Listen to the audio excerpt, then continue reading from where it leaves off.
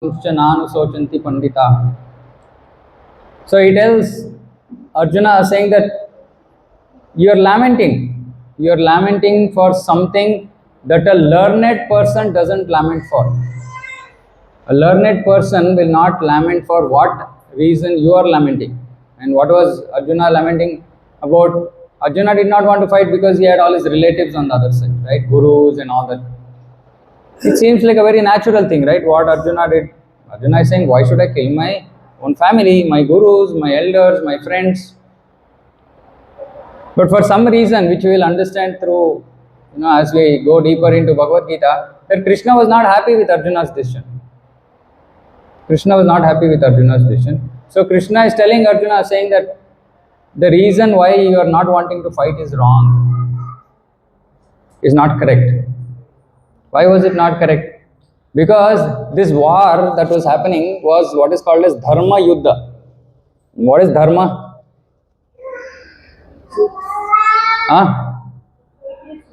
Righteousness, okay. Righteousness. What else? Dharma. What is Dharma? Following scriptures, okay.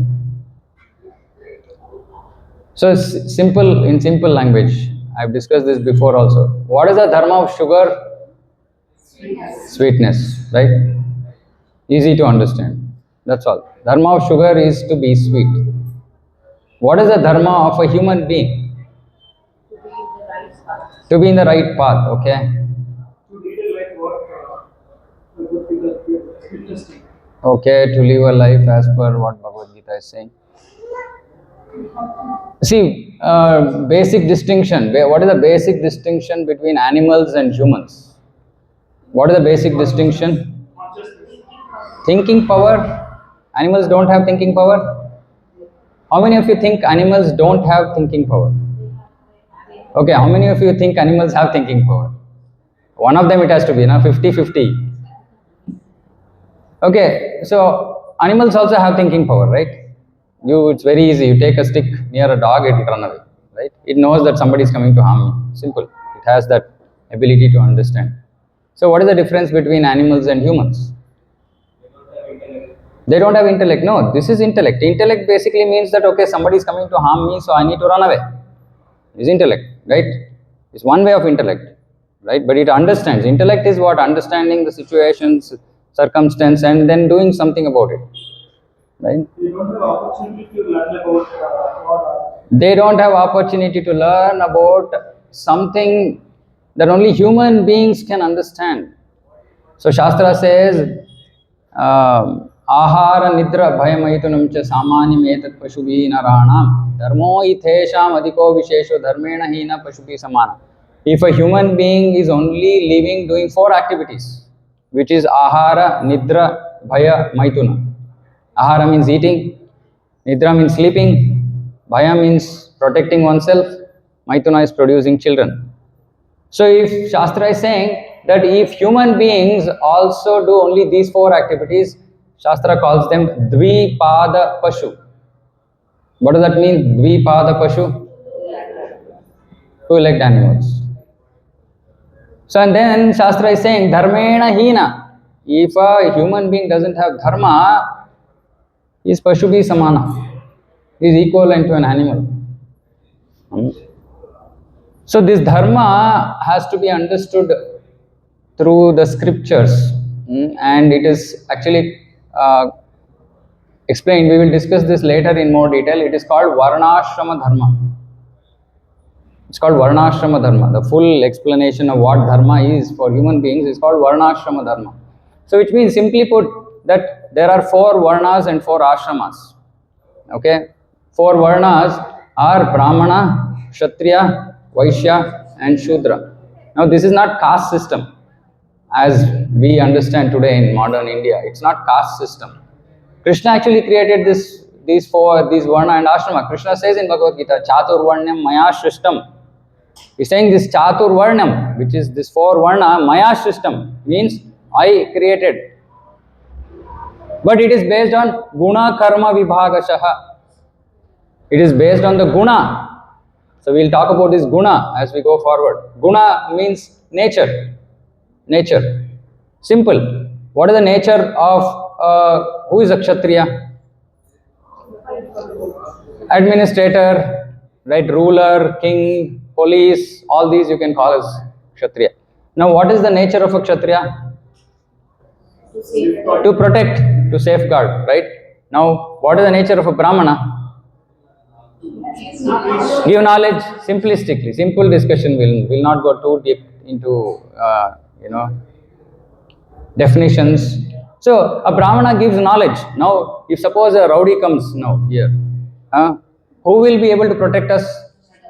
Definitely not me, right? Because I'm not Kshatriya material, right? But here, if anybody of you is Kshatriya, like which means that this is right, this is wrong, I will stand for it, I'll fight for it, etc., etc., then you might go and fight with them. This is nature. This is nature. So based on nature, all of us have certain dharma, or you can say duty. To simplistically put, right now we are just going with a very simple understanding of dharma, which just means our prescribed duty. Prescribed means what? When you take a prescription, whom do you take a prescription from? Doctor. Why? Because he is qualified, right? He'll tell you based on your condition, he will tell you, okay, this is your problem, please take this medicine. So it's called prescription, meaning somebody who is capable, who knows, is telling you what needs to be done. So prescribed duty means somebody who knows Shastra, they are saying that Brahmana has to do these activities, Kshatriya has to do these activities, and so on. That dharma, what is the dharma of a Kshatriya, is to protect. Now, Arjuna was a Kshatriya, and what was he trying to do? Run away from the battlefield. So he was not doing his duty. So Krishna is scolding him, saying that you are acting like a Brahmana. You are trying to become non-violent. If you become non-violent, who is going to fight? Who is going to protect the citizens? So he scolds. Krishna scolds Arjuna, saying that you are not doing your duty. Do your duty. And then he goes on to explain what is called as Atma Jnana. What is Atma? Where is it? Okay, who are we? Who are we? Soul. So then where are we? Where are we? We have to ask. Inside this body. This body is our vehicle. So we are residing in this body. We are not this body. We are the Atma. We are in this body. So Krishna tells that to Arjuna, saying that you are not the body, you are the Atma. You are thinking about killing other people. You are not going to kill the Atma. Because Atma is eternal. Atma doesn't have birth. Atma doesn't have death. Which means that all of us here, we don't have birth, we don't have death. What is seen as birth and death is the birth and death of this body. What happens after we give up this body? Which means what happens after death? We get another body. We get another body. It's just the nature of the body we have to be worried about. But we are going to get a body. Only one category of jivas don't get body. What are they called? Those which don't have bodies. It's called ghost. It's called ghost. Ghosts don't have body. They don't have this gross body as we see. Why do ghosts don't have body? Because they have done something so wrong that as per the laws of nature which Krishna has created, they don't get a gross body. So then they try to trouble, because today we have what we call ISKCON bullet. What is ISKCON bullet? By now you should know what is ISKCON bullet. You know what is ISKCON bullet? Gulab Jamun is called ISKCON bullet. Because Prabhupada actually, when he went to the US, first thing when he went to the West, people did not understand all this Bhagavad Gita and Krishna and all that. So he used to get all people and used to give them a lot of prasadam and kirtan. And mostly he used to do Gulab Jamun. And so many people became devotees by just simply eating Gulab Jamun. So that's why he call ISKCON bullet. So if a ghost wants to eat gulab jamun, it doesn't have the hand. How is it going to eat? So then it will trouble somebody, right? Whoever has hand, it will go in trouble. So like this, but we are absolutely, otherwise generally every jiva is going to get a body. So all of us are going to get a body. After we finish this body, we are going to get another body. And Bhagavad Gita says, what kind of body we get? Urdhvam gachanti sattvasta, madhyati stanti rajasa. So it says, either we can go to heavenly planets, or we can come back to this bhumi, or we can go down to animal kingdom. So many things are possible. So Krishna explains, Arjuna saying that you are not the Atma, you are not the body, you are Atma, and being in this body, you have to just do your duty. Understand what your duty is and do it. Because you are not going to kill anybody, because they are actually Atma. They are eternal. You are going to kill the body, that too because you are following Dharma. Because this is a Dharma Yuddha. This is okay so far? Okay. So now, then after having described what is called as Atma Jnana, now Krishna comes to a very important concept here, which is called Buddhi Yoga. Buddhi Yoga. Okay, before we get into this, so there's one part of this verse which says Karma Bandham Prahasyasi. What is Karma Bandham? Karma Bandhana. Anybody understands what is bounded by karma? What does this mean? Yeah. How many of you are Kannada speakers? Understand Kannada? Okay, in Kannada there is a saying called Madi Dunno Maharaya. Meaning, as you do, so you reap. So which means that any of us here want suffering in life? No. Stupid question, right? But we get suffering. Why do we get suffering? What did we do? What did we do for us to suffer? We made somebody suffer. Simple logic. If you made somebody suffer in the past, in this life we will suffer. So there are two kinds of activities, which is called punya and papa. Punya results in happiness. If you have done punya in our previous lives, in this life we will experience happiness. If you have done papa in our previous lives, in this life we will experience distress, suffering. Okay. Now, this is a result of karma actions that we have done. We will go into karma, for future verses. We will discuss a lot more about karma. But simply, generally to understand, saying that we are all stuck in the karma bandhana, in a bondage of work. See, we have to understand every moment, every human being is doing some work, isn't it? Can anybody say that no, at some point of time I don't do any work? No time. Is there no time when we are, like all the time we are working? When you are sleeping. Okay, what about sleeping? Sleeping is also work. Because you decided not to do something else and you are sleeping. See, work means that you are deciding to do something, right? And you do. So I decide to sleep and I sleep, is work. If I am sitting in one place doing nothing, what am I doing? I am doing the work of sitting.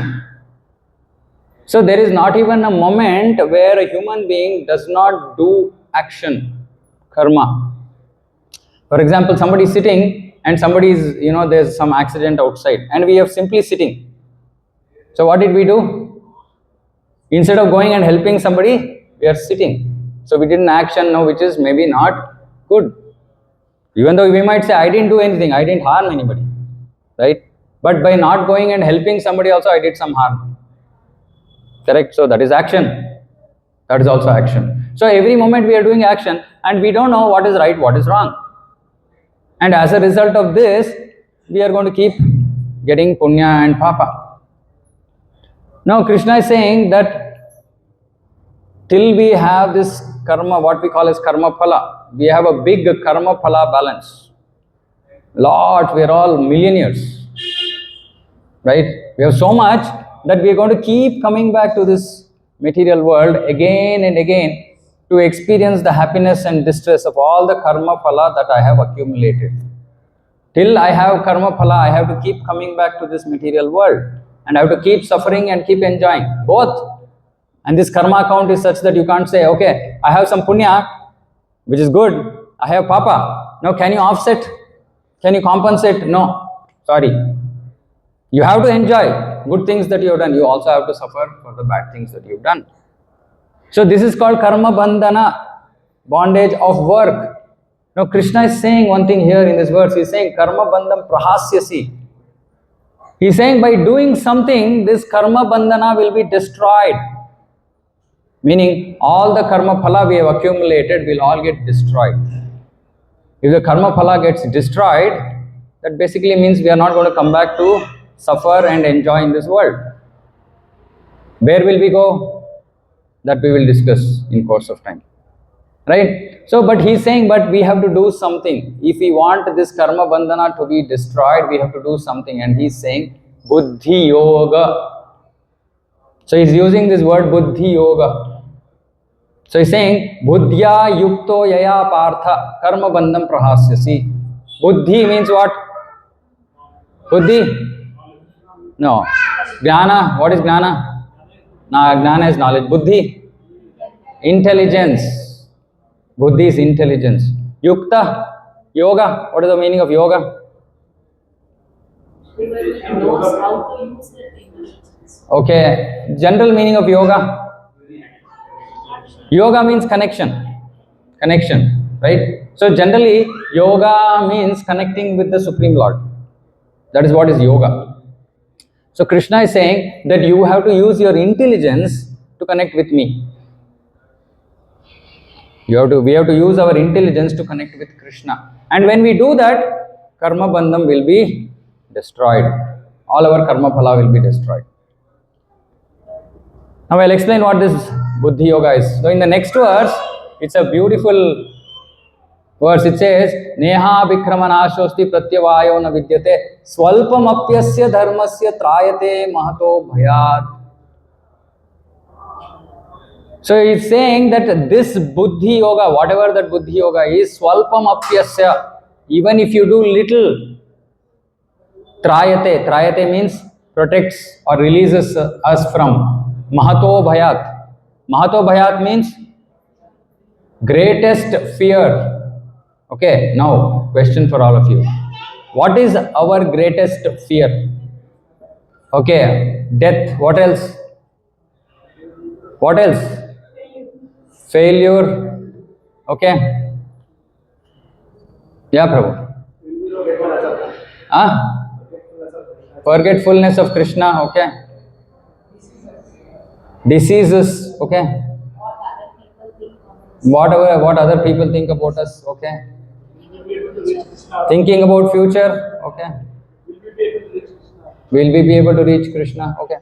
Now, what is the greatest type of fear? Now, Krishna is saying there is a greatest type of fear. Now, all of these are different categories of fear. Krishna is talking about greatest amongst all of them. Amongst all these types of fears, there is one very big fear. No, death already, Mataji said death. Now, everybody is going to die. So, there is to be born again and again, okay? Somewhat close to that. No salvation, yeah. To be born again and again, no salvation. Okay, so we should understand that the greatest type of fear is in case we don't get salvation, as you are saying, not getting a human form of body in the next life. Not getting the human form of body in the next life is the greatest fear. Why is it the greatest fear? Because this buddhi yoga can be done only in human form. We cannot do buddhi yoga as a dog on the street. We cannot do buddhi yoga. So this buddhi yoga can be done only in the human form. So the greatest type of fear, see, death. Okay, we might be afraid of death, but death is inevitable. Is it? Is death inevitable? Meaning, is everybody going to die? Anybody here thinks that no, there is a possibility that we won't die? Nobody? Nobody? Okay, so now I'm going to tell one story or an incident from Srimad Bhagavatam. It's called Bhagavata Purana, 6th canto. Okay. So this is the life of a person by named Ajamila. How many of you have heard Ajamila? Okay. You heard of Ajamila? Okay. What is so special about Ajamila? Ajamila didn't die. Ajamila didn't die. So Ajamila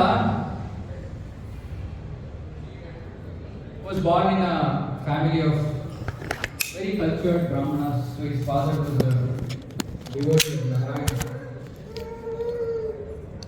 And they used to live in outskirts of a village. And generally, previously, for all the puja, etc., they used to do. Ajamila used to go to the forest to get flowers, roots, fruits, etc. So once it so happens that he was a very good boy, very well behaved, very cultured, everything. So one day he goes to the forest, and when he goes to the forest, those were the very, where the society was not so fallen as it is today.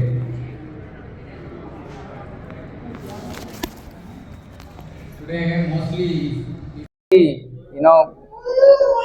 where the society was not so fallen as it is today.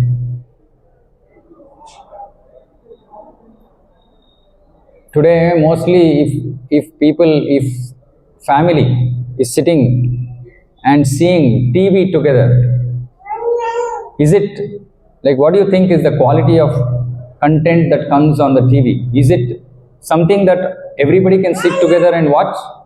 No, right? Very low class content right now, right?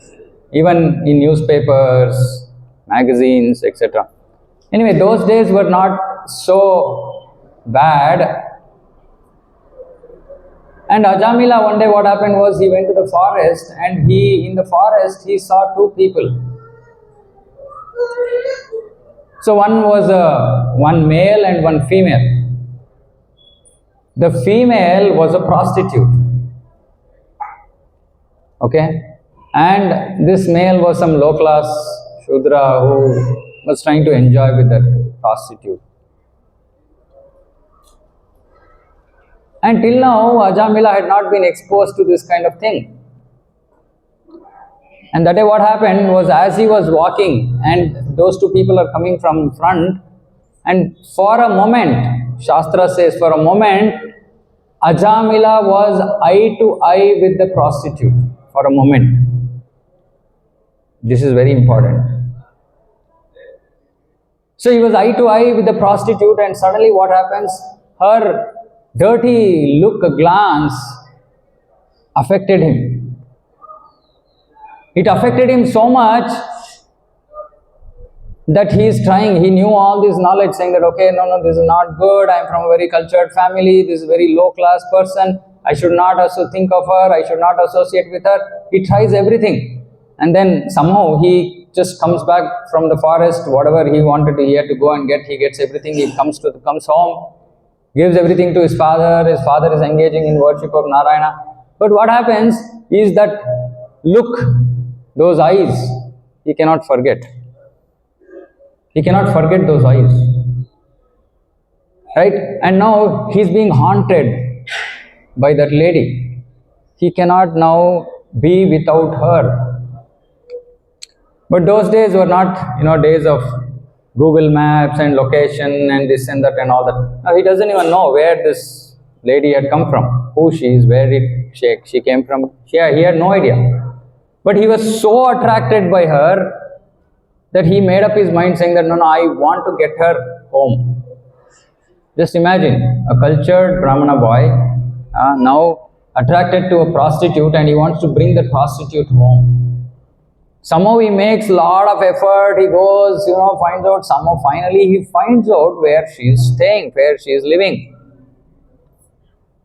And he goes there and talks to her and says, you please come. You come and stay in my house, I will take care of you. How much does the prostitute care? So she says, okay, are you going to take care of me for my whole life? He says, yes.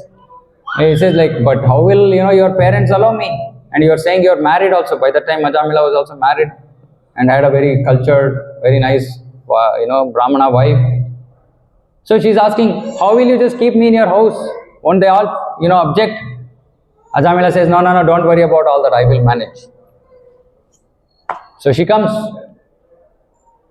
So Ajamila brings her home, and then obviously, then everybody is asking, who is this lady? Why is she coming here? Ajamila says, no, she's maid servant. She's going to work in the house. Everybody could understand, just looking at her, what kind of a lady she was. So parents are very upset. Then, they try to tell him, saying that, why are you doing this? You have such a nice wife. This is not good for you. This is not right for us to do things like this, etc. But he was just caught up, right? He couldn't just take any advice. So then he throws away his parents out of the house. They're their only problem, no? Just throw them out. Okay. Poor wife, she was hoping, saying that someday he's going to understand that what he's doing is wrong. So she was very patiently waiting, but no signs. So what happened then? Finally she also gave up. And then she goes to her parents. And Ajamila is left to himself to do whatever he wants to do. Of course, what do you expect from a prostitute? She wants this, she wants that, she has so many desires, and Ajamila, whatever his father had earned and accumulated, etc., he spends everything on her. And very soon, whatever he had is all over. But her desires, her wantings are not ending. So then what does he do? So the most cultured, Brahmana boy becomes the most uncultured person, cheating people, looting people, doing whatever he can to get money, just to satisfy her. So his life becomes full of sins, full of papa. Just imagine, we can't even imagine, right? Can a person become like this and do all kinds of such nasty things? But in the interim, what happens is he even gets children from that prostitute, so low class. When he was about 88 years old, Ajamila was about 88 years old. By that time, maybe around 85 years or something, he had a son. He gave birth to a son. Just imagine, at the age of 85. Now, even in his young age, when he was small, he was helping his father do all this, puja of Narayana at home, etc. So Narayana is sitting in Vaikuntha and thinking, oh, look at this son of mine. We are all children of Krishna. Krishna says in Bhagavad Gita, Aham bija pradapita. He's worried about our welfare. So Narayana is sitting in Vaikuntha and saying, oh, Ajamila, oh, what a sinful life is led. And he has to go to Naraka. He has to go to hell to suffer for all the nasty things he has done. But then he remembers, saying, no, but he had done some service to me when he was small. Some service. What service he had done?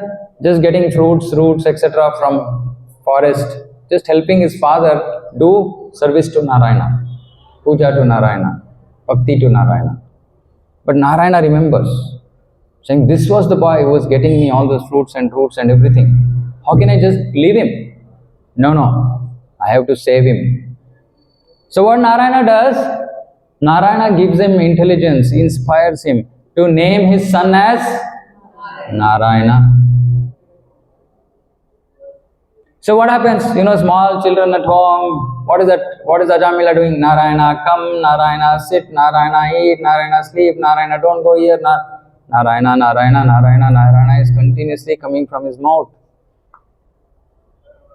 So like this, few years go past, and then it is time for Ajamila to die.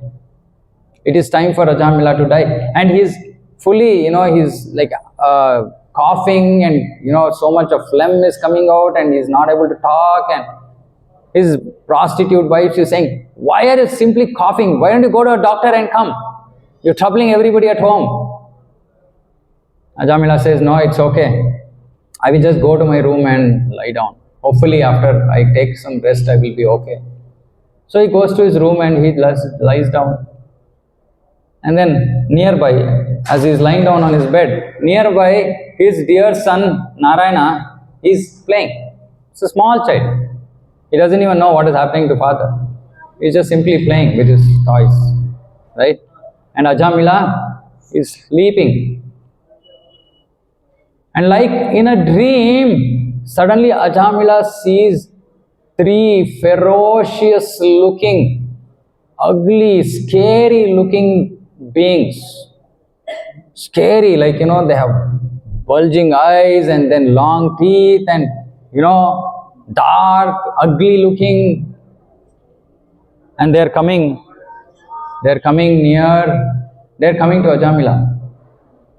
They're coming to Ajamila and Ajamila is frightened. Ajamila is frightened. When we have fever, very high fever, whom do we call out? Generally your mother, father, whoever is dear to you. Who was dear to Ajamila? His son Narayana. So what did Ajamila do?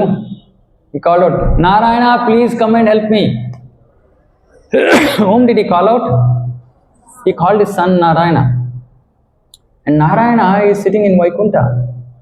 And he is hearing, oh, somebody in Bhuloka is calling me. Who is it? Oh, Ajamila is calling me. Immediately he sends Vishnu Dutas, who are the servants of Narayana. So they come. 4-armed, beautiful, effulgent forms, 4 Vishnu Dutas come to where these Yamadutas had come to take Ajamila to Naraka, to hell, to give him punishment for all the nasty things that he had done. But then Narayana sends his 4 Vishnu Dutas saying that go and save him. Vishnu Dutas come and then there is a big argument between Vishnu Dutas and Yamadutas, and finally Vishnu Dutas emerge victorious and they tell the Yamadutas saying, now get lost. You can't take him away. Now by this time Ajamila is able to understand, saying that he was actually on the verge of death. That these people who had actually come they were Yamadutas who had come to take him to Naraka. And then he also realizes, saying that these 4 people who came were servants of Narayana. So he realizes, saying that, oh, my destination was Naraka, but I got saved. So he was supposed to die. What happened to him? Instead of dying, he got saved. He got some extension of life. He got some extension, some lease extension happened. And he realized, saying that, oh, I've done so many nasty things in my life, but one thing protected me. What protected him? The name Narayana. Isn't it? The name Narayana, because he didn't call out Narayana in Vaikuntha. He just called out name Narayana, who was his son who was playing there. But Narayana is so merciful that he heard, saying that, oh, no, he is calling me. He is calling me. So Ajamila realized, saying that just by taking the name Narayana, he was protected. He conquered death. He conquered death. And then he goes to Haridwar. He continues to chant the names of Narayana. And in few years, he achieves whatever you are saying as salvation order. He achieved perfection of human life. And at that time, the same 4 Vishnu Dutas came now to take Ajamila to Narayana, to Vaikuntha. So this incident is described to say that Swalpamapyasya dharmasya. Swalpamapyasya meaning even little service done to Krishna, to Narayana. Little service he did, right? Indirectly trying to help his father. That's all he did. He wasn't like some major devotee or anything like that. But even that little service that he had done, Narayana did not forget him. So here Krishna is saying that if you do little service to me, I will never forget you. If anybody comes in touch with Krishna consciousness and after that, for whatever reason, they just don't understand the importance of what they've got and maybe they just go away, Krishna will never forget them. Krishna will never forget them. This is the power of Krishna's name. That is the reason in ISKCON we are always, first time when I came to ISKCON, I was thinking, oh, maybe these people don't know anything else. They're always chanting Hare Krishna, Krishna Krishna, Hare Hare, Hare Ram, Ram Ram. And then it took me some years to understand, saying that these are the most intelligent people. Next week is the glorious appearance of Sri Chaitanya Mahaprabhu. It's called Gaura Purnima. It is on 14th. And here we will celebrate on 16th, right? So next Sunday we will celebrate Gaura Purnima. So in Vishnu Sahasranama, how many of you have read Vishnu Sahasranama? Okay, so I'm going to start. Those devotees who know these words don't repeat, okay? But for others, it's a test of your memory. So I'm going to chant the first two words of this shloka. Try to complete it. Suvarna. Suvarna Varna. Devotees should not. You know it a million times you heard this, okay? This is for others. Suvarna. Varna. This is in Vishnu Sahasranama. Okay, it says Suvarna Varna Hemango Varangas Chandanangadi Sannyasa Krichama Shanto Nishta Shanti Parayana.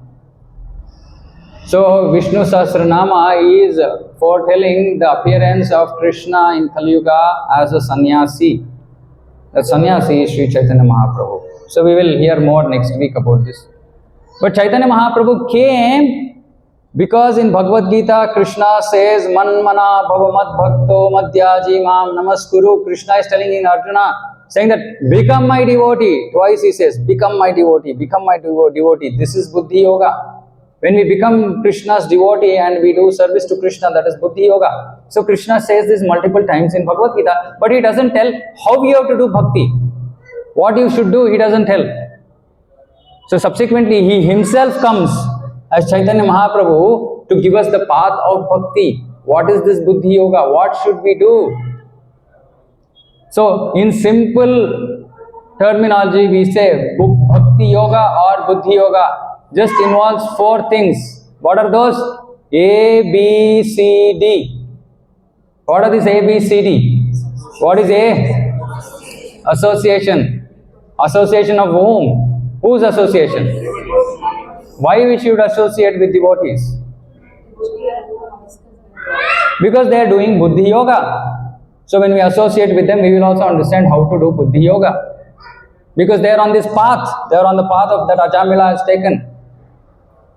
Right? Actually, Shastra says that one who comes in touch with Krishna consciousness, they are just few steps. Please note this. They are just few steps away from Vaikuntha. Few steps away. Not many steps away. Few steps away from Vaikuntha. Provided we want to go. If you don't want to go, then it's okay. Then it's up to us. Right? Krishna is not going to come and force us. If you say, no, Anjanapura, JP Nagar, 8th phase is nice. I want to come back here. Okay. It's up to us. Krishna is not going to force us. Krishna has given all the information and he says, Yathechasi Tata Kuru. So he tells Arjuna, after telling all the Bhagavad Gita, Krishna tells Arjuna, Yathechasi, as your wish, Yatha Ichha, as you wish, you do. He told everything. He told Manmana Bhav Bhakto. But he's saying, no, you do whatever you want. If you want to follow it, you follow. Otherwise, you don't follow. It's up to you. Krishna has given us freedom. Right? So, by associating with devotees who are on this path, we will also traverse that path towards Krishna. B. Books. What books should we read? Bhagavad Gita, Bhagavatam. C. Chanting of what? Hare Krishna, Krishna Krishna, Hare Hare. Hare Ram, Ram Ram, Hare Hare. See, we have to understand that this is the secret for happiness in Kali Yuga. This mantra is the secret for happiness. I normally tell this as a joke. A husband and wife in a house. we normally end up quarreling, isn't it? We have some arguments, fights, etc. So I used to tell people saying that before I came into Krishna consciousness, if my wife and me fought, argued over some topic, minimum 7 days. Sometimes special mercy means maybe 8 to 10 days. We won't even look at each other. Okay, then when we started practicing Krishna consciousness, slowly first I started, then my wife started. And then what happened? How do we know if Krishna consciousness was transforming our life, whether it was bringing us happiness or not? These 7 days started decreasing. And just for this we should do bhakti. 7 days started decreasing. So from 7 days it came down to 6 days, and then 5 days, and then 4 days, and then 1 day. And now, how much time do we take if we fight? Of course we fight. We have not reached that stage where we don't fight. We fight. But for how much time will that whatever bad mood or anger or upset or whatever that is, for how much time does it last? Yeah, some 30 seconds. That's all. By the time we end the statement of the fight is over. See, we have to understand saying that Krishna consciousness helps us get control over ourselves. Chanting of Hare Krishna gives us control over ourselves. How many of you here are in control of yourself? Very, very difficult. Very difficult. There are so many reasons for that. One of the reasons is the food we eat. You know, food affects us. How many of you believe that the food affects us? Okay, can you give some example of what food affects us? From your experience, I want to hear. See, we can tell things from Shastra, but we should also experience these things. Spicy food, what happens? You like to eat more spicy food. What is one by one? Mataji? Acidity, okay, acidity. नहीं वो सब समझ में नहीं आता. ये experience का विषय, you know what we experience, I'm asking. You get more anger, okay, you get more anger. What else? How many of you drink tea, coffee? Tea, coffee? No, none of us. You have to lift your hands, it's okay. We're not asking anybody to stop anything. We'll just tell you what is the bad effect of tea, coffee. What is the problem with tea, coffee? Addicts, isn't it? Right. So when my mother came into Krishna consciousness, she is now 82. So she came into Krishna consciousness about 20 years back. So then I was telling her, saying that don't drink coffee, right? We are South Indians, so we drink coffee. So I told her, don't drink coffee. She said, no, if I don't drink coffee in the morning, then I will have a headache. I can't do my work. Means what? Means that coffee has created such an addiction, has become such an addiction that you think that you can't live without coffee or tea. This is called addiction because it has effect on us.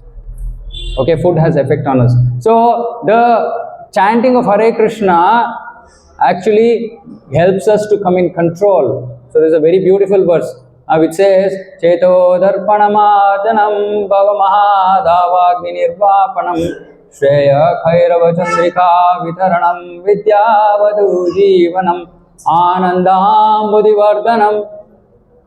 He's saying, by chanting this Hare Krishna Mahamantra, Anandam Buddhivardhanam, the ocean of happiness will just keep increasing.